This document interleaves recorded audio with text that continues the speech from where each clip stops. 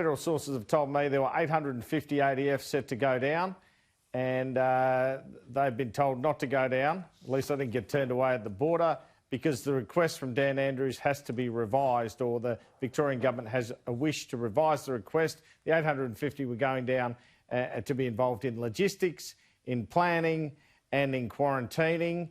Quarantining seems to be been a problem. New South Wales have had a better handle on it, more police in the operation. It's been security guards down there who've then gone away and have reportedly spread the virus. So, look, it's not a matter of this being refused and that's it.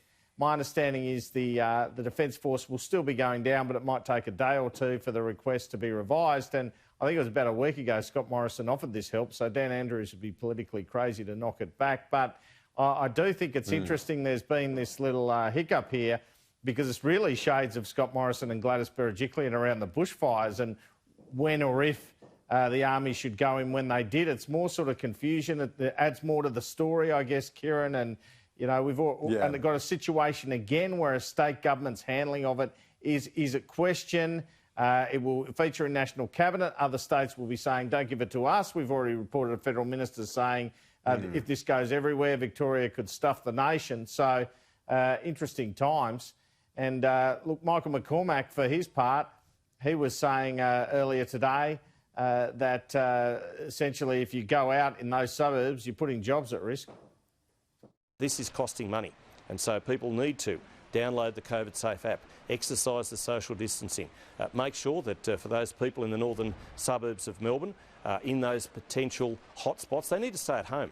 They need to go back to where we were when the restrictions were first placed. Those people need to stay at home, and those people need to follow the rules, the maximum number of people in a room, because they are actually costing people their jobs. They're costing people their livelihoods.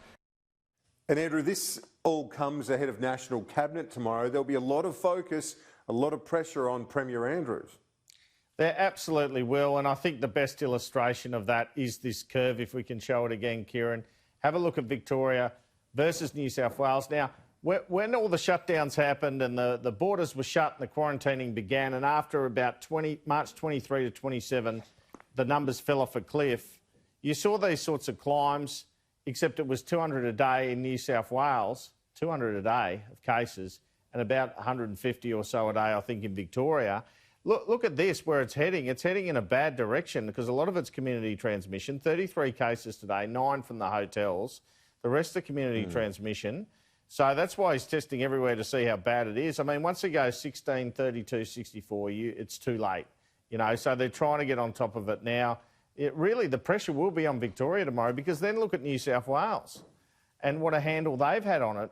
Nearly every single one of those cases, by the way, the last 3 weeks, is the hotels and citizens returning from overseas who are quarantined. It's not community transmission. There's not much community transmission being identified at all. There was one case at a school, but there's so few cases, authorities are finding that 1 or 2 of them are actually false positives. So it's incredible, the situation here in New South Wales, especially after the Ruby Princess debacle, that things have come so far, and now Victoria is very much the problem.